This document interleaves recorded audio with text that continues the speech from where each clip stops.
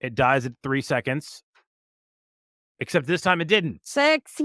Yay! Success. Woo! Okay, so we're on episode 3, but this is the 5th attempt to go live on episode 3 because our software went crazy or something like that. So technically, we might actually be on episode like 7 because we just had 4 attempts that lasted 3 seconds. So, I said that the average podcast, if they can just get to 10 episodes, will probably succeed. Well, we just Here we accelerated our go. success because, we Try again. But yes, but that's how you do that. if you want to get to 10 Yep. episodes fast, do 10 5-second episodes where you just say the word podcast and then hit stop. All right. She's Alli Let's go. Covington, executive coach and trainer out of California, where it is apparently still probably tank top weather. I take it. Oh, no, it's cold. Oh, it is? It's Okay, cold, define but I'm cold. 60, 65. I Okay. don't know how y'all make it up there. I would have died a long Y- time ago. You adjust. You adjust. Yeah. I think I have sunshine in my veins now, so I don't think I'm capable of adjusting to that kind of cold long term. Yeah, I mean, if you grew up out there, I get it. Yeah. My name is Seth Yeah. Tower Hurd. I am a guy that started a company this year called Manx Solutions. We help you increase the reach of your company, as well as if you're an executive or entrepreneur and you really want to get eyeballs on you, we can help you start a podcast, write a book, and get national press out of it. That's what we're doing right now. By the way, first 10 days of the show, 2 episodes in, we hit 10,000 total viewers on our content, which is No really way. cool. So thank you guys for liking this thing and caring about it. And we're gonna just keep continuing to do it here. And then as we're talking about productivity and the Mhm. theme "Time Dilutes Your Success," which is the name of the episode here. And Ah, one of the things that you talk about is kind of making the most of every hour. I finally got the dang yoga ball set up that you're making me sit on. So I think I'm actually good. sell the office chair. I mean, it's in the corner over there. I don't know that I need it. So You why don't. you do And you this and for the record?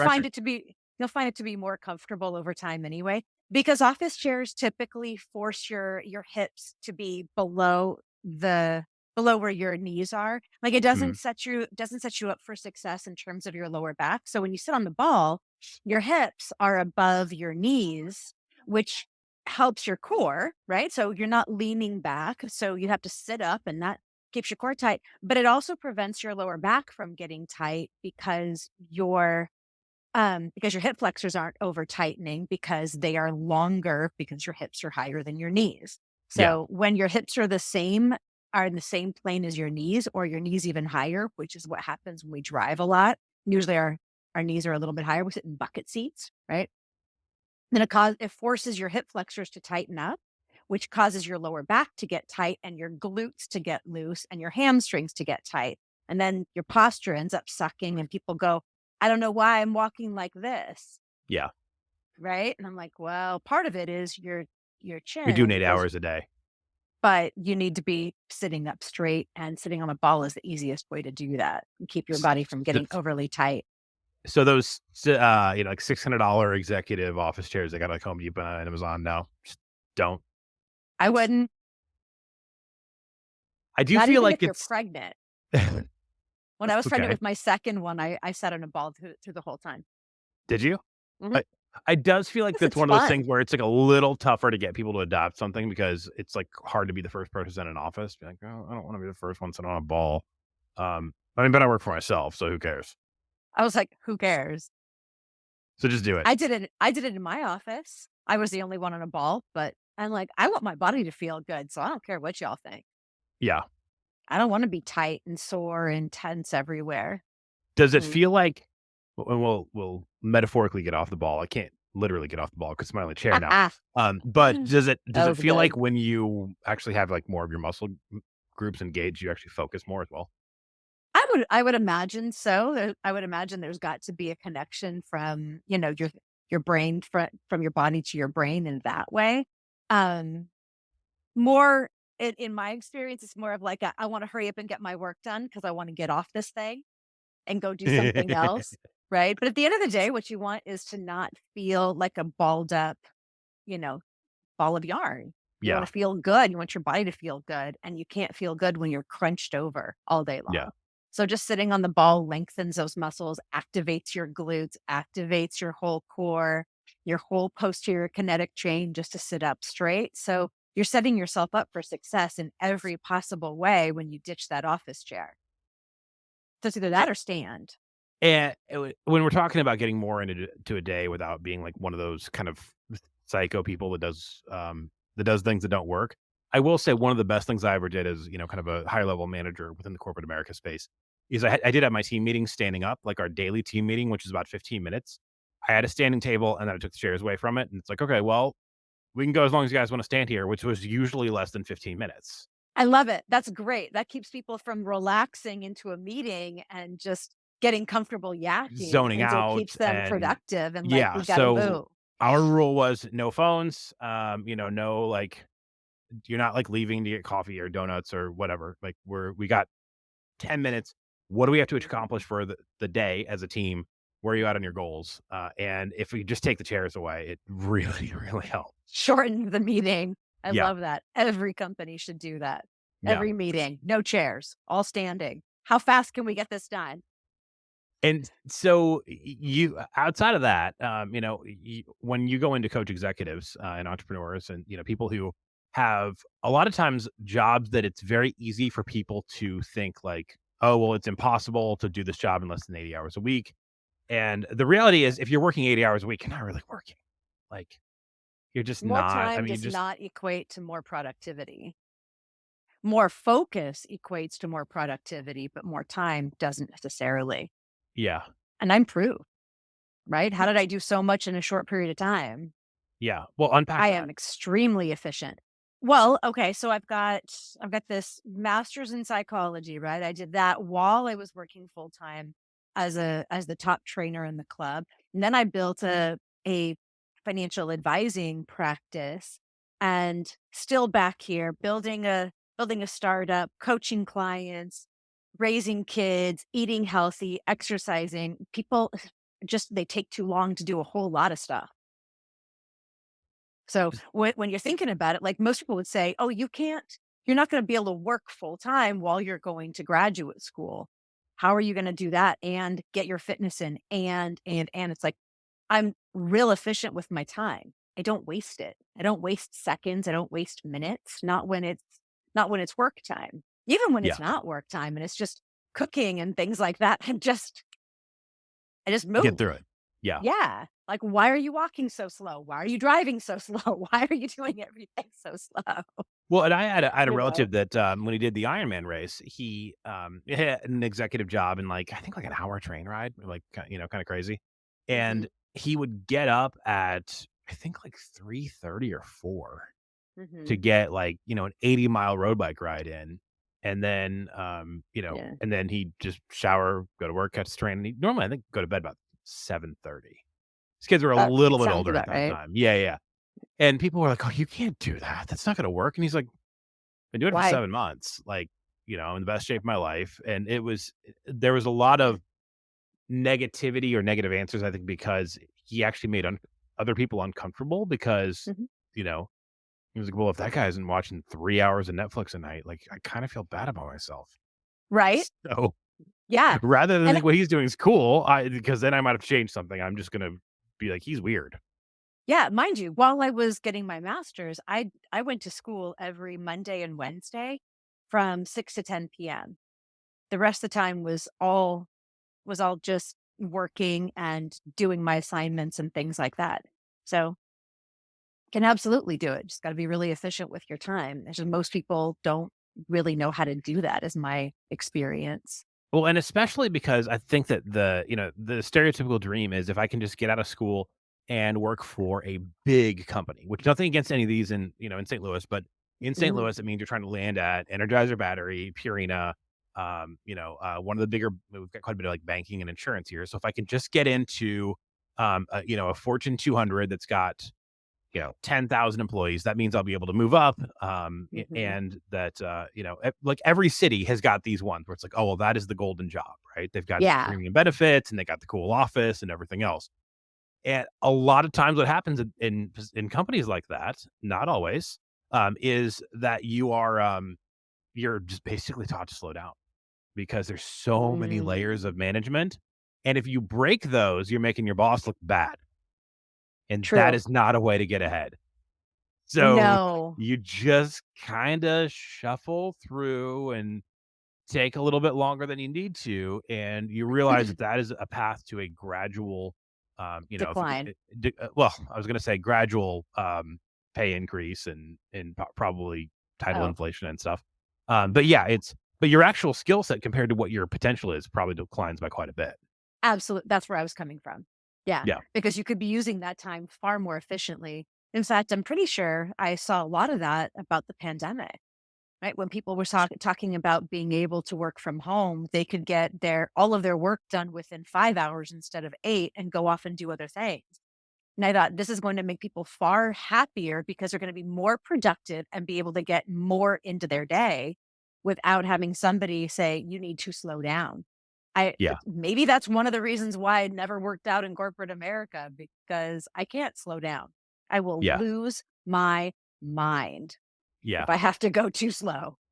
Well, I had a friend that was an attorney, and they bill hourly, and he kept being too efficient for the clients. Like he just get stuff done, and in so many words, they had to say to him, like, "Dude, you take longer on this. Like you bill by the hour, and we're giving you Mhm. 40 hours a week, and you're finishing in 30, which means you're only billing 30 hours. Can you not like slow down your time, like writing this contract?"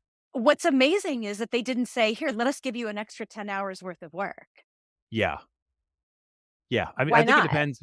Probably because they hadn't sold the work. I think it depends on how big the firm is. Ah, yes, Because if because you're at a really big firm in the legal world, pretty then, sure you're a friend of working mine 60 to 80 hours a I was week, gonna say, right? yeah, and you're completely Yeah. inefficient because at that point you're just dead. Yeah, Uh, because 'cause you're so overworked. so how did you get this system worked out that I mean, was this from, like, a pretty young age where you because a lot of people work really hard, but they're not efficient, and a lot of Mm, people are pretty efficient, but they're not ambitious because they're like bean counters, right? So how did you get to be both? good point. Um, that's a really good question. So, where I saw the first evidence of it was in high school. So here it is. So I'm 16 and a half, right? And I leave living at my mom's and I go to live at my dad's, but that means now I'm no longer doing sports at school. I've got to work because I'm going to pay for car insurance and gas and stuff like that. But I also want to work out because I don't want to get heavy again. So the gym opened at 5:30. I'd get up at 5 wearing my workout clothes. So just kinda showing you all these like small little tricks of efficiency. I'd sleep in my workout clothes, have my shoes by my bed, slide right in, never turned on a light. I go straight downstairs with all of my clothes packed already, grab the car, I didn't see lights until I got out onto the street and saw headlights and street lights, right? And, so that's how fast I'm moving through all of that and how I'm not taking time to flip things on and, like, just what? To look around and do other things. Like, my stuff's all ready. I got it ready the night before so that I could be really efficient. Then I get to the gym, work out for an hour, get ready, go to school, go straight from school to work, and Yeah, I'd work until 6 PM. Once I was done, went straight home, did some homework, ate dinner, went to bed at 9, and did that for 2 years. yeah. Yeah, I did pretty well. I mean, I was valedictorian in high school and, was able to do that, and what I realized was I was studying on basketball road trips and nobody else was, and I just threw Mm. headphones on and they all were like kinda rolled their eyes at me. I mean, I guess I was known as the pretty driven kid, but they're like, "Why are you worrying about that?" It's like, "Well, because it 'Cause leads it's to this." boring otherwise. What's that? Well, I mean, yeah, no, it would have been fun to goof off with my friends, but I realized that it wasn't like what separated like really good grades from kind of good grades wasn't that much more. It's not. It's not. People are doing like 90% of the work, 95. If they literally put in just this much more effort, they'd get all of the rewards they're looking for instead of a portion of them. It doesn't take that much more effort, but they think that it does because it took all of this effort just to get that far, just to get 90% of the way there, and they think that last 10% is gonna somehow be monumental. It's In gonna fact, be I was another talking. 80 hours. Yeah, so I was talking with Chris about this yesterday as we were working through, like, the framework for the coaching and all the different, like, areas that and in what stage do I focus people on, right? And your fitness is the foundation, because if your body's in pain or sick, you're not able to think properly. Nothing else matters, right? So your health is the first thing. That has to be there. But most people think, well, gosh, it took all of this time just to get so good. It's gotta take if I add one more thing, like, right, they go, okay, I've got my health, I've got a career, and I've got a family. I can't add anything else. Or I can't put in more effort at work. I can't put in more effort toward any of these things. It's like, but you're only 80 to 90% of the way there. If you put in just a little bit more effort in each one of those areas, you can go from 80 to 100% and completely change who you are and the course of your entire life with just that much more. But people think that they're further away from their success than they really are. Yeah. And so because of that, they're like, I can't put that much more. I can't do double what I'm doing. You don't have to do double. You have to do maybe 1 or 2% more to get those last 10% of results. Yeah. And they just don't see that. They think that Ed Milet was a mentor of mine long time ago. Well, not that long ago, actually. He used to say that the distance between where you currently are and where you really want to be is not a wall. It's not a mile. It's like this thin veil. Like you're right there. You're right in front of it. Just push a little more. Just one more. That's where he came up with his concept of like, one more rep, the power of one more. He wrote Yeah. a book on it, that kind of stuff. But that's where it's coming from because there's that distance isn't as far as you think it is. And and this is why people are inefficient because they don't think if I drive just a little faster and I get there 5 minutes sooner, that what was that 5 minutes going to matter? That 5 minutes could matter a lot. That 5 minutes could mean you run into somebody in your company that is exactly the person that you need to get in front of, but you never have a chance to, and you never run into them. But you got there 5 minutes sooner. You're riding the elevator with them. Now you can shake their hand. Now you can start to get noticed. Like there's all kinds of ways of those 5 minutes start to stack up into an hour and a half every day. Well, I didn't know where you're gonna go with this, but I don't think I predicted you were gonna endorse speeding. By the way, don't Yes. take that advice if, like, if you've got points on your license, like, in college, my I did roommate not and say speeding. I just said he go a said little faster. Most people drive way too freaking slow. I don't think most I people are don't drive driving dangerous. 52 and a half on the highway instead of 55, just saying. No, my roommate in college had like, a V8 Mustang, and at one point, he was 11 points out of 12, and at 12 points, your license was suspended, and you get points for tickets, in Jeez. Indiana. So I don't know if California works like We that. do. Yeah, Okay. you do. Yeah. Yeah. So, Alli says drive exactly the speed limit or slightly over, if you can Maybe a get little away bit. with it. Yeah. Now let me And play what the I well, I mean, and speeding aside, like we're just talking about like being that much more efficient with your yeah. seconds, right? Like get out of the car faster, walk a little quicker, get where you're going a little faster. Like stop being so slow and taking it so easy when you're trying to be productive. Well, Be slow and take it easy on rest time when you're yeah. recreational. You called me actually when I had the kids at the park after work last night, and, it was I was like, "I Sorry. gotta go." The 16 months old is eating sand, but, I I heard she that. I was like, so she lost her shoe in the leaves, and I'm like, "Oh my god." And, we don't wanna uh, go home with 1 shoe, so I got a 5-year-old, a toddler, a dog. We brought the bike, the my oldest bike, and, I'm kind of a Boy Scout on the stuff I keep in the car for emergency stuff, so, like That's jump good. pack, extra water. I normally carry 2 flashlights in the car because, like, the whole 2 is 1, 1 is none type thing, something can fail, Mhm. You are and so quite the Boy Scout. yes. So I went, well, a quick aside on that, another thing people tease me about being like overly OCD about, but one time in Wisconsin, I slid off the road during a snowstorm. It was 20 degrees below zero. And I called the police, I called a tow truck. They said, we cannot help. Okay. So it's 20 degrees below zero. My SUV is not getting out of the ditch, even with 4-wheel drive. Why Okay. couldn't We're they help? talking They couldn't uh, get to you? they were overwhelmed. The system was overwhelmed. They said it's gonna be Oh, several hours. You should remain in your vehicle. sometimes you gotta Um, save yourself. Yes. yes, and Yeah. so I actually it's That's funny, awful. I had just pulled them out to donate this pair to charity, because we got another pair.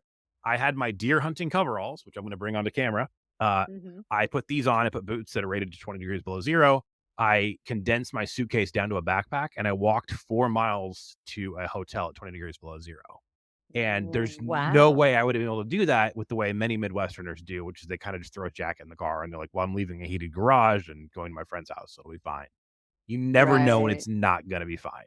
So, This is back true. In yes. fact, going back to what I had just said, like, it's better to to have the mentality that no one's coming to help me. I'm Yeah, responsible for everything in my world, and if I can get some help, woo, that's a great day. yeah. And so one of the flashlights was dim last night, and so I threw it kind of up on the little, on the front dash, and then this morning I put, um 3 AAA batteries in my pocket before I left my office, and then I changed the batteries to the flashlight at a stoplight on the way to the gym, and then I, put it back in a little, like, back That's what I'm cubby talking where it was about, at. that kind of efficiency. Yeah, Yeah, you because don't need what to make a whole happens chore out of one thing, right? You don't need to go walk all the way down to your car, put the Yeah, batteries in, and then come back up, and then eventually go back in your right? yeah, Like well, I feel like, quote, unquote, people, like, make the mental note or whatever, it's like, "Oh my gosh, I gotta get this done," and then they don't, and then the next time they do need a flashlight, there's an emergency, and, yeah. go ahead and apply this to your career. It's I cannot believe I didn't change the batteries on the flashlight. Now I'm in the dark and, I dropped my phone in Mhm. the leaves, and I can't find it, and there's nobody to call it for me, so, what am I gonna Exactly. do here? And so if you just do the Everybody thing waits until they're in trouble to get out of trouble. They wait until their health is in trouble, their relationships are in trouble, their career's in trouble, their relationship with their kids are in trouble. They wait until all of their finances, everybody waits, almost everybody, not Yeah, everybody, the high performers never wait to be in trouble before they go fix things and try to make them better, but the vast majority of people will do that.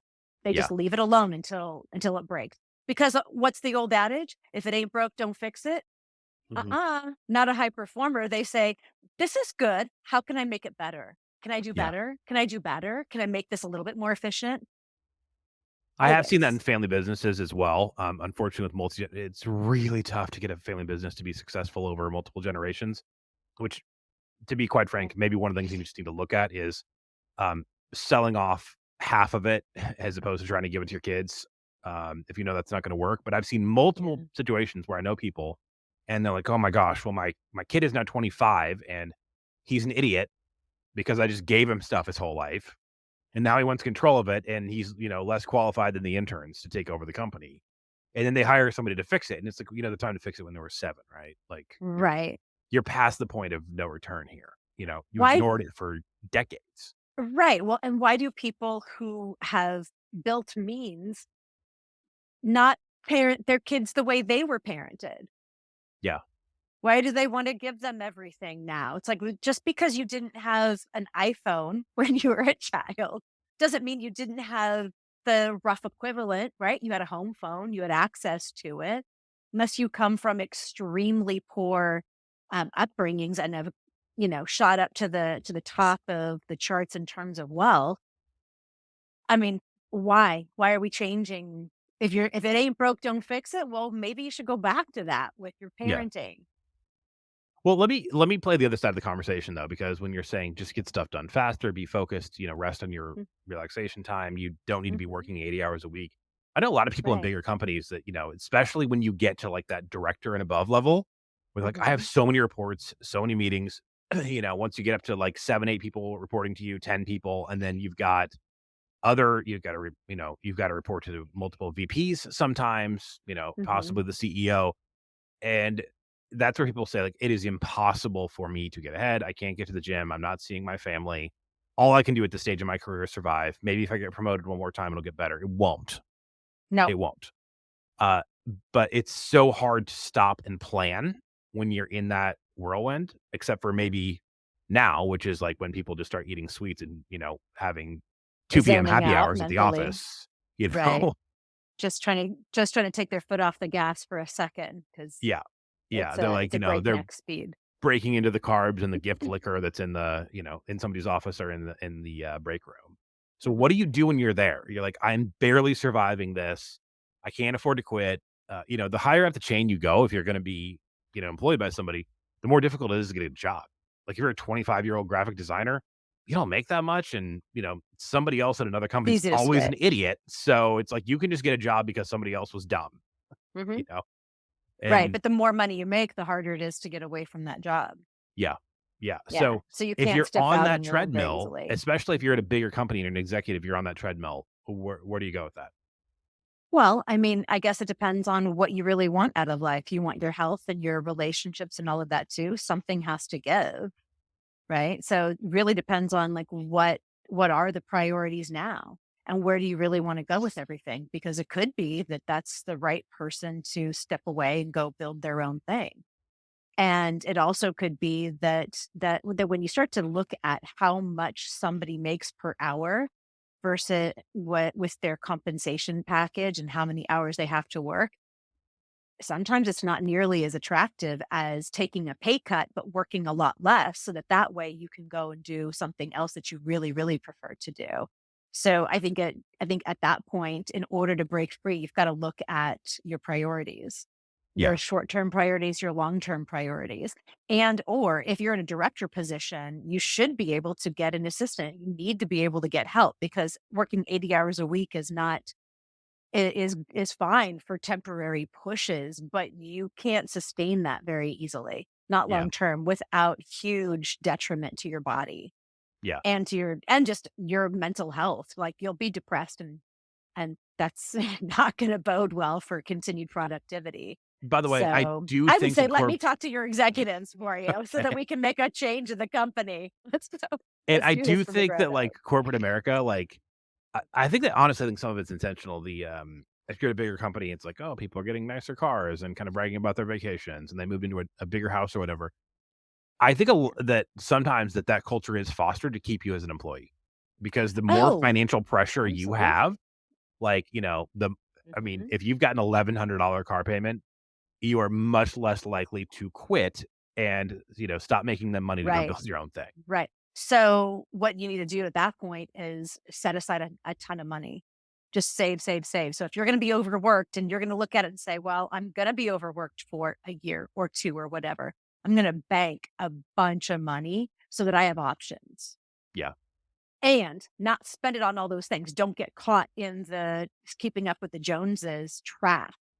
Because yeah, that's all it is. It's a trap. And if you look at what Robert Kiyosaki has been saying for decades, when you have a job, a W-2'd job, and you get highly paid, it's really, really hard to get out of it because you have to go make up that income on your own before you can get loose from that. So somebody who's making $2,000 a month can get free so much faster than somebody who's making 10 or $20,000 a month.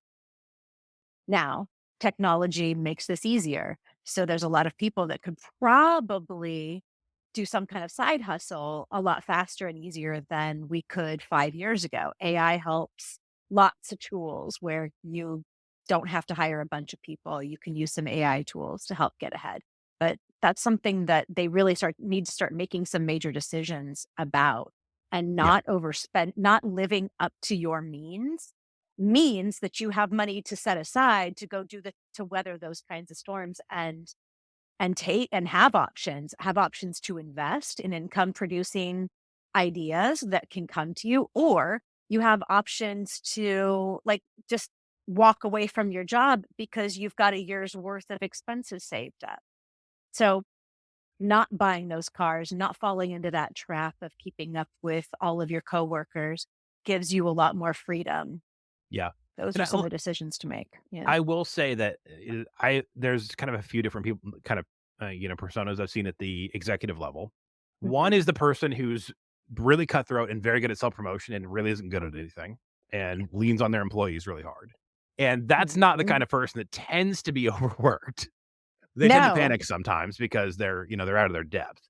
But the second thing, I probably fell into this too much, is the leader that thinks that they should help their employees because they kind of buy into this thing of like we're a family. No, you're freaking not. Like any not a company that tries to family. tell you that they're like, no, we're a family here. Yeah, you're a freaking abusive parent is basically what you are. You know, you get 40, 50, 55 hours of my week. I give you a thing that makes you money. After that, like we have no emotional ties. Sorry. I can really like it. I can like the people we work with, but like there is no flippin' ornament on my tree for any company I've ever worked for. Hmm. Yeah, I feel you there. Yeah. But Yeah. it does feel like one of the things that, and I would say entrepreneurs are guilty of this too. You start a company, and then you hire people and you want to be nice to them and provide benefits and stuff. And Mhm. you wind up doing part of their job, which means you're not dreaming up the next thing for the next, for the company to go to or towards, the division or whatever it is that you're leading. Yeah. Yeah. So there's different stages of being a boss or leader or entrepreneur, whatever title, you're wearing on your hat today. There's different stages of how do you move employees forward? How do you lead them? Right? Because you've got employees that have a lot of enthusiasm but no skills. So Yeah. you have to help them develop their skills. You have employees that have skills but no drive, no ambition, right? So they need some more delegation. And you've got employees you have to coach more. And then you've got employees that you can absolutely just tell them what to do and trust that they're going to do it because they're very competent. And you've got to pay attention to like what category do these people fall into so that you know how to lead each individual one of them. It's just like having multiple children, right? Yeah. You have two now, but you're still a baby, right? Yeah. Your baby's a baby, but as they grow, you're gonna see their personalities are gonna have completely different needs. Their minds are gonna have completely different needs. So I've got 3 with 3 very different needs, right? Yeah. Yeah. A 16-year-old girl, an almost 13-year-old boy, and then a 5-year-old special needs boy. Everybody has different needs, but I don't parent them the same. I don't give them the same opportunities and privileges as each other because some of them cannot be trusted with the same stuff, and some of them need more opportunities to be trusted.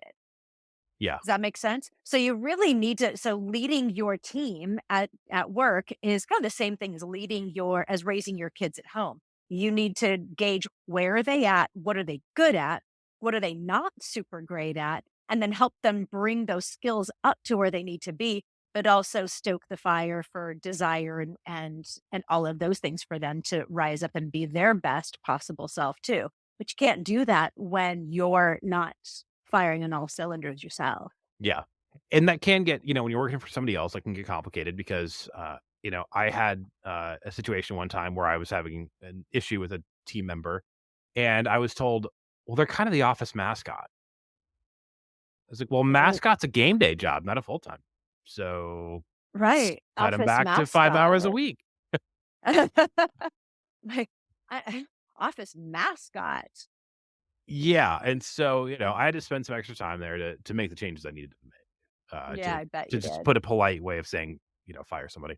Um, Uh-huh. but what happened there is I wound up doing so much of that employee's job plus my job, and, you know, Yeah. I knew that I was going somewhere with this. I kinda needed to prove that we needed to make a change, but I think that people are too nice about it. They wind up just, like, owning that, like, as an extra part of their job, like, and Oh, everybody's that's not not leading. yeah, and That's codependency. Yeah. everybody, I think the stereotyping in movies and stuff about in the business world, like your boss is this top-down yelling person. I have found far more people at, kinda manager, director, VP level that honestly are too soft, that can't have the hard conversation, that are afraid of their team, not vice versa. I bet. I bet. Because most people do not know how to if we were talking about this yesterday too, most people don't know what to say. They don't know how Yeah. to communicate properly. So they're afraid of communicating in the wrong way because they're afraid of the ramifications. So like, I just won't say anything at all. Like, no, saying nothing is still a decision. It's still communication. It's just not the communication that you want to send. So you don't have the luxury of saying, I'm not going to communicate. I'm just not going to say the thing that needs to be said. No, you have to say it. That's what you're in that position for. And if you can't, then you deserve to let somebody else take that position that can get the job done. Yeah. Yeah. And Yeah. what happens when you coddle low performing employees like that is what you're doing is saying to your top performers, "Please go somewhere else. I Hmm. don't value you. That's right. I'm gonna let people walk on me and walk on you, and so please take your profit generating skills and go work for the competition." And, Well, and it's not just that message either. It also sends the message like, why are you in the trenches working with me? Don't you have a different job to do? Do you not trust me to do the job that you asked me to do? yeah, And so they start to feel like something's going on here. Why are they doing this? This is weird. This shouldn't be happening. I'm supposed to be doing this job over here. Why are they breathing down my neck? And it makes them anxious. makes them anxious, like, "Oh, I'm not doing a good job. What should I be doing?" And now you've got a bunch of anxious employees running around trying to figure out what to do with no stability in their mind that they're doing an okay job or that or that there's an expectation of them doing something different. Know what I Yeah. mean? So being too hands on when you should be hands off is going to set the stage for very anxious employees. And I wonder why there's a whole lot of people reporting that they have tremendous anxiety these days. Maybe you're micromanaging Yeah. when you should be leading. And there's a big flipping difference between those two. The theme we go back to here is that so many people think, "Oh, well, this can't change. Like, it has to be like this is the only way it can work." And that's where you Always need an gonna outside change. voice. I'll pump Alli here Yes. for a minute. That, if you're stressed, like, as soon as you're Mhm. stressed, you're in that fight or flight thing, you're not looking for new solutions. You're just Mm. trying to plow through things with brute force. That is not how careers are built. It's not how companies are made. It is how you have a lot of turnover and then also, like, heart attacks and strokes and alcoholism and drug addiction. Yeah, exactly. Too much stress. So they need clear directive. They need, they need understanding of what the expectations are and you need to get their buy-in, right? Yeah. If you're going to ask them to do something new, can they do it? Are they willing to do it? And if not, do you need to reevaluate what that person's position in the company is going to be? Like there's a lot of factors that go into it, but there's a big difference between leadership and management. And people that are in management need to lead, not manage. Yeah. I don't know if that made all the sense just now, but Well, no, I think it's worth talking about because especially if you're watching this and you're, starting a company or you plan to start it, you're going to start as a manager, as you grow. And then what's going to happen is if you're successful or if you come into a smaller company, you get bigger and you start as a manager, you got to let go of like some of the smaller stuff that it's really hard for people to let go of because like, no, I fought so hard to get here. We do it this way. And if we don't, we're going to fail. And they're still acting like they're in year 2, year 3 of business and, yeah. it's like, well, why did you hire good people then? Like, why don't you just hire, people who do exactly what they're told and nothing else? Yeah, that's a mentality from the top down Yeah. that's gonna fail. That's a failing mentality. You're not gonna build a great big company or keep one great for very long that way, By the way, this is a unfortunately. side thought that I don't know why I haven't seen anybody try yet. What's up? But I think has merit is that one of the ways that you can kind of get yourself to leadership faster and have an organization that's really healthy and functions really well is Mhm. I would I have thought about this as I get bigger. Like advertise, hey, we'll take you straight out of high school if you've got a really good ACT or SAT score. Hmm, Walk in with it. You're 18, you're fresh. If you've really got the right attitude, like you can really help somebody be incredible by the time that most people are getting out with their MBA. yeah, You know what you I mean? could you really could. And you're going to have more loyal. Like not everybody's going to stay at every company, but overall, I bet if you basically are the reason somebody has a career, they're going to hang with you way longer. And I nobody's doing I this. would imagine. Right, and you could easily get an that's a great way to get an internship, I would imagine. I'd be willing to look at somebody if they slapped a great, test score down. Now, mind you, taking a test doesn't mean that you're great at learning. It means that you're great at memorizing certain information under Yeah, certain conditions. But it would give me an indication that they're capable of learning, so then I'd try them out as an intern for a yeah. while and see how they do. Doesn't take long to suss out, is somebody capable of thinking for themselves and making good decisions, or are they just gonna sit there and wait to be told what to do, what to learn, and where to go with it? Or do they have something in there? Let's flip over onto the going back to the main theme here. Time dilutes your success. When Mhm. people start companies, I feel like they put the wrong amount of time into the wrong things. What they wind up doing is obsessing way too much over their like logo, their name. They have coffee with people. They get backpacks printed. They give them to their friends. And I'm like, why are you giving out $80 backpacks? You don't have that much money. Stop doing that. And what they're Yeah, not doing is being laser focused on sales and process, which, you better be really good at one of those. And if you can't do the sales, my gosh, don't start by yourself. Okay. Because you're going I to sell agree. everything by yourself. So maybe Mhm. if you're really good at process, that's fine, but that's the only You 2 need a things. It's just co-founder sales that and can process. sell. Yeah, Yes, it's sales and process, and what I find is every company is people that. wind up liking the squishy stuff more, And then they're like, "Oh my gosh, well, I just ran through a bunch of money I had saved up or that I'd got an investor to cover. What am I gonna do now?" And it's like, well, you need to start sell like day one, it's you just need to start selling. Remember, just the amount of money at the end of every month that you've sold, you live and die on that and very little else. Right, right. So the only thing that matters is cash flow Yeah. and is getting the cash in the door and then keeping it in the door. That's it. That's business. And you've worked with a lot of people who've started companies or, have been in the growth Mhm. stage. You've seen this A too, lot of like just people in a lot focused of on the wrong stuff companies. with their time? Yep. With my agents that I was trying to get off the ground, I was like, "You are focused too much on this stuff instead of this stuff." Right? And then, They're agents, like you mean so like fo financial planning, yeah, money like management people. Yeah. like you have to pass your test, but you can't spend all of your time worrying about the test. Granted, you can't sell something before you have the test, but you can pre-sell it, right? And that's something that I learned from Laurel Langmeyer. She was really huge on sell it before you build it, so you can see if there's a market and that you can actually sell it and get money in Yeah. return for it. So that's what I did when I was building BOD. I took her course. She has a roundtable thing going on. I think that was like 2012 or something like that. And, but I needed to learn all of this. So that's what I did. I went there and I was like, well, then, okay, so sell it first. That's what I did before I spent a dime on development of the software. I sold it as a spreadsheet to clients. Here's some videos and for the same price that that my app is now, that Yeah. my technology is now. Same price, I didn't L change it Let me zoom because out they're because 'cause we're still only on getting episode my 3. expertise. Yeah, let me zoom out because 'cause we're only on episode 3, and a lot of people might not know what you're talking about. So, Oh, okay. BOD is an app that adapts to your workout, so it's what I did this morning.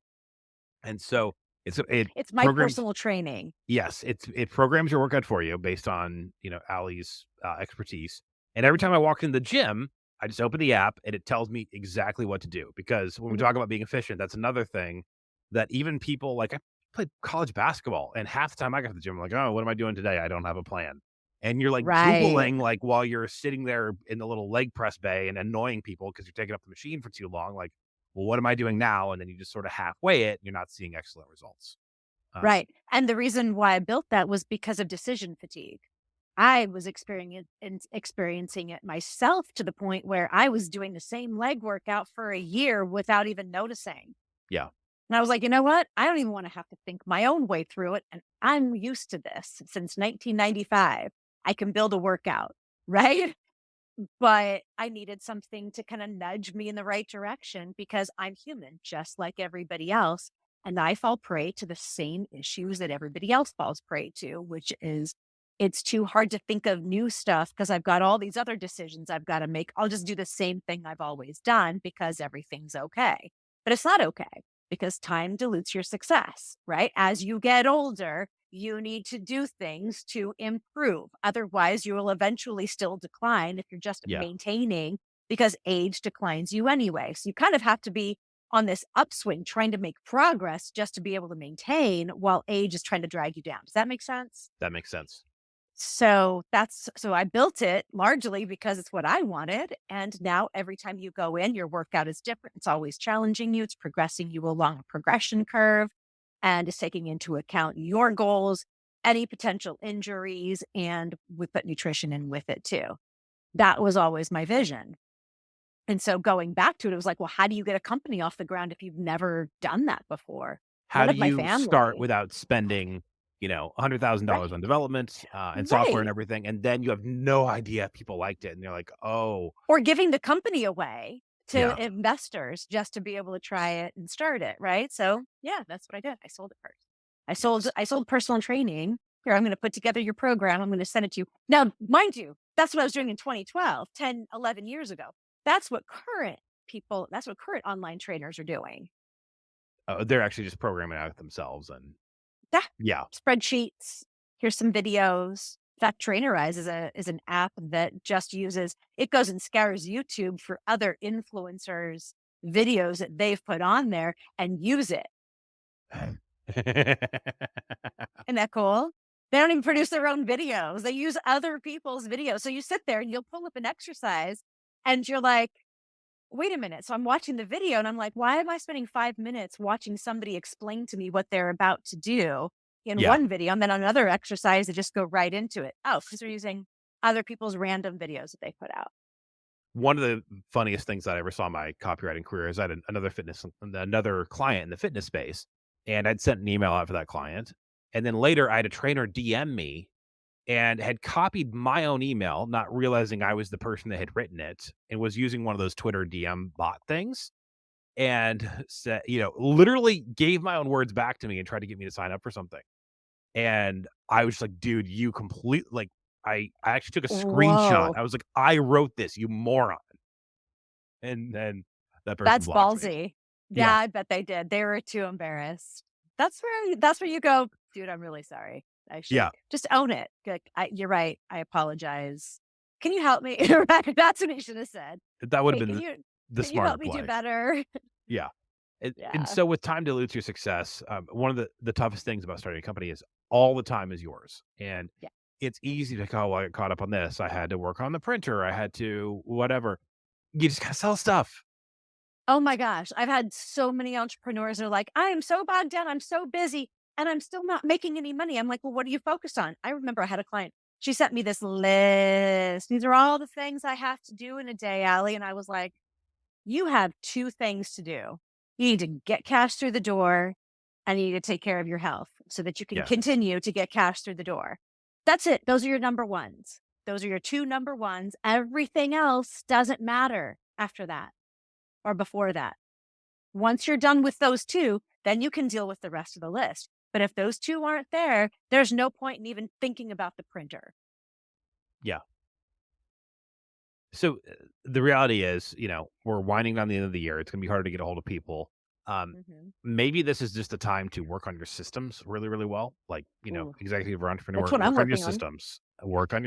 and then Mm.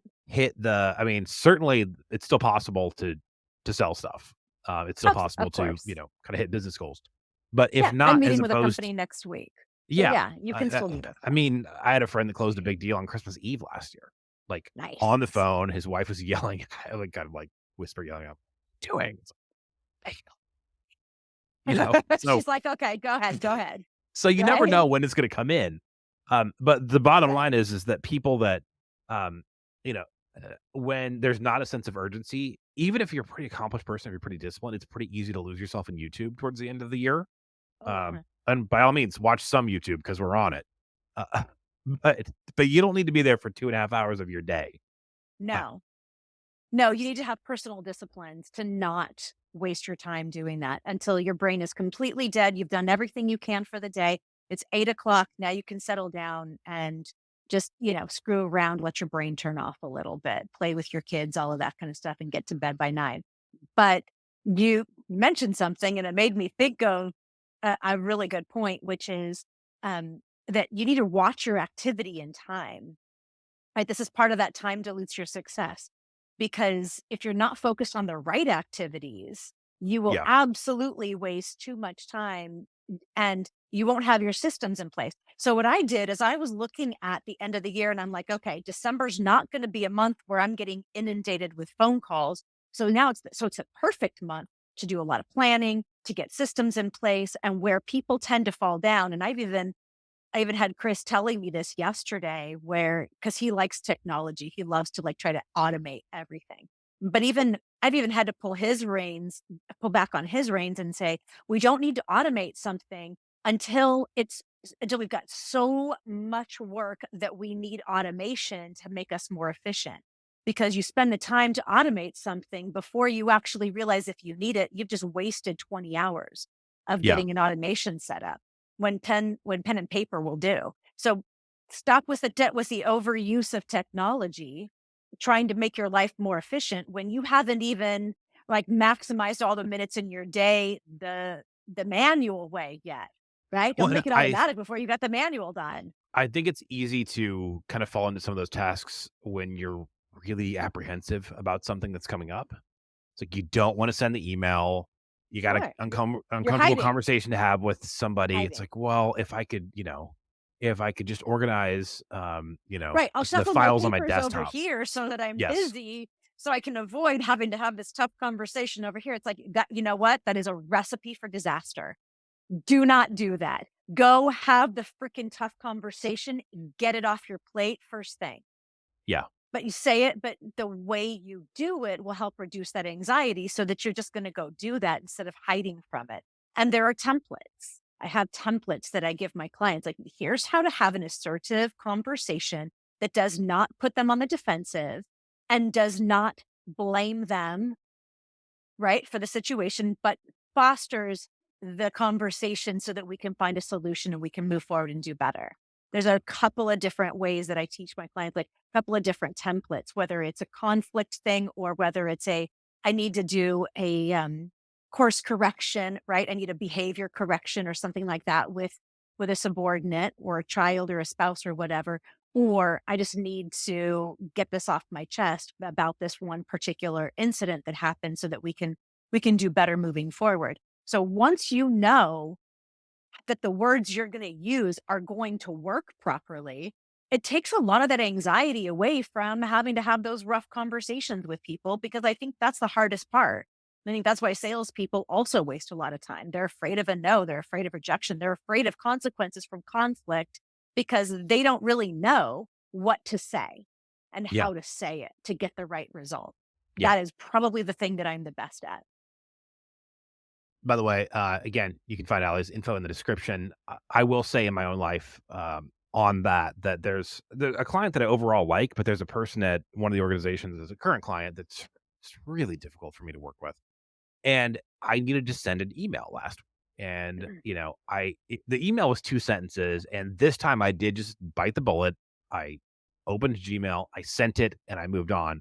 But I realized that during different points in my career that there's been times where I, like, sat around for, like, 2 hours. It's like, well, how do I perfectly say it? It doesn't matter how you say it. The person doesn't like me anyway, but has to deal with it. The relationship's not going to improve. It's an overall successful kind of client, vendor relationship.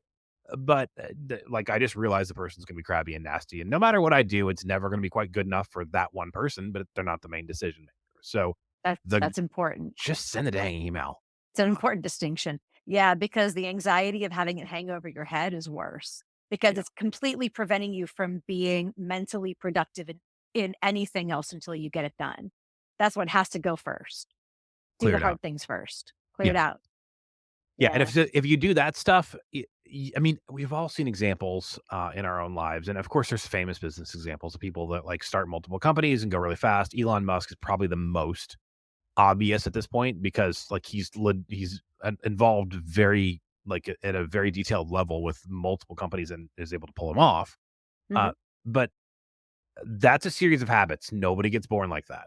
Okay, Nope. it's just a series of habits. It's things you repeat, and so Yes. whether at the executive, kind of in the corporate world or out on your own, you just have to go do the thing.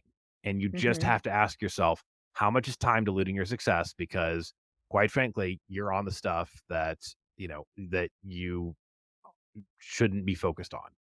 Absolutely. Everybody wants freedom from a corporate job until they have it and they realize it's more terrifying.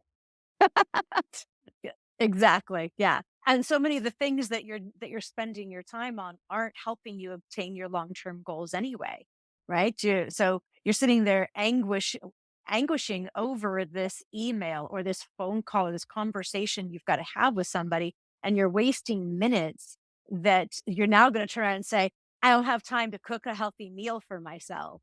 I don't have Yeah. time to watch Alli's YouTube tutorial on how to make X, Y, and Z dinner because I'm so busy." It's like, you're not so busy. You're hiding because you need some confidence and you need some tools in your toolbox. And once you have them, you're going to move a lot faster and you're going to be able to add more things into your life than you ever thought you could.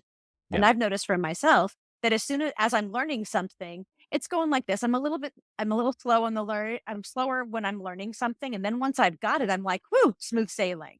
And then I do this for a little while until like it's roughly about 2 weeks, mind you. I get bored and I'm like, okay, time to learn something new again. Right. And then I level up and then learn something new again. And if you're not constantly learning, then what goals are we after exactly? Yeah.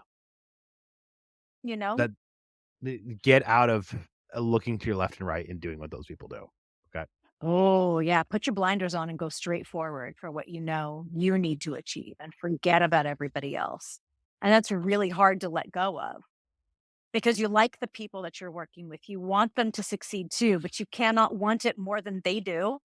Yeah. You gotta take care of yourself.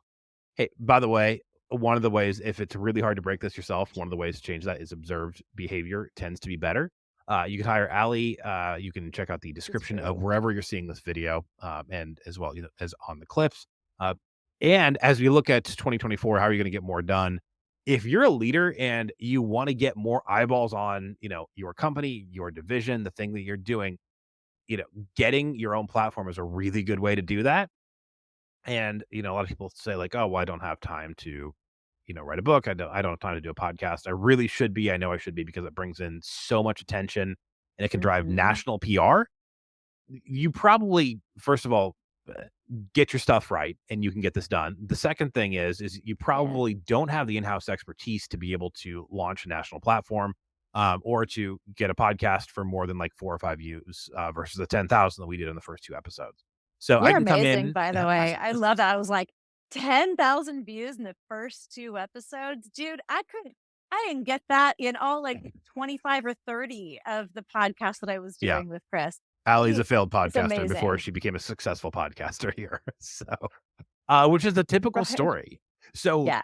Well, if you're you're a great example of, like, knowing of when you know what to do, you can do something very, very do the quickly. process. Yeah. I could have spent more years trying to figure out what you know versus just Or we just hooking do up with this. you. Yeah. Yeah. This is the Yeah. thing. This is why professionals exist. We're there to shorten your time frame. We're there to Yeah. shorten your learning curve. Again, I could spend another decade just trying to figure it out myself, but that's not going to make me happy. And I really don't want to learn this. Yeah. And by the way, I hate to tell you that if you wanna do a book, you probably do have the knowledge base to write a book. You probably don't have the knowledge to get it done quickly or to get it in front of the right audience. And so, This is even if true. you're not a writer, my company can pair you up with the New York Times bestselling author, and we can get Mhm. this thing done as fast as you can be focused on getting it done. And so if you wanna I change love the that. game, be out there giving keynotes, have a big social media following, you gotta have something to Mhm. say, and you gotta Yes. say it well, okay? So, Hmm. my email address is there. I'm gonna drop a book in April of this coming year. I'm on pace for Oh, it, and that's gonna be okay, nice. and I may do more than 1 a year because I can crank them out. We can do that for you. There is nothing like organic content. You can spend till you're blue Yeah. in the face on, social media and Google and everything else, and that's great, and it does do some things, but it doesn't earn you a rock solid reputation where people are going to trust you no matter what. It just Right. you attention you have to keep rebuying. Once people My you, Go you ahead. Sorry. do it. Once people trust you, the business just keeps flowing. Absolutely. Stop majoring in the minors is what I would say, right? Major in the number ones, do the things that will bring you the most happiness, fulfillment, and success. Make money, right? Make a lot of money, have a lot of fun, help a lot of people. One of my mentors said that. Said it in a different order, but bottom line is it's those three things. Yeah, And but so many people major in the minors. They think, well, I can't do this until I get the printer fixed. Yes, you can. you can. You Find absolutely can. another way. All right. Find another way. So figure it out. Yeah, we're here if you need us. The last 2 weeks of the year are not time to just kick back. Finish this No, thing out strong. All right. your competition is going to outrun you. They're going to outpace you. They are getting ready for 24. They're gearing up because they're probably my clients and I'm pushing them for that. So I highly recommend you keep your foot on the gas and really, really prove to yourself that the holidays are not time to just kick back, but it's time to surge ahead because your competition is kicking back. Just look around the water cooler. You know what I'm talking about. They're grabbing a little piece of candy. They're grabbing a cookie from the break room. They're not focused on their goals. All right, and I gotta end this episode because I've been sitting this dang yoga ball and I gotta stand up. Which, if you're just catching the end of it, go back and watch the beginning. It'll make sense. We will see you next Tuesday. Thanks for hanging out with us.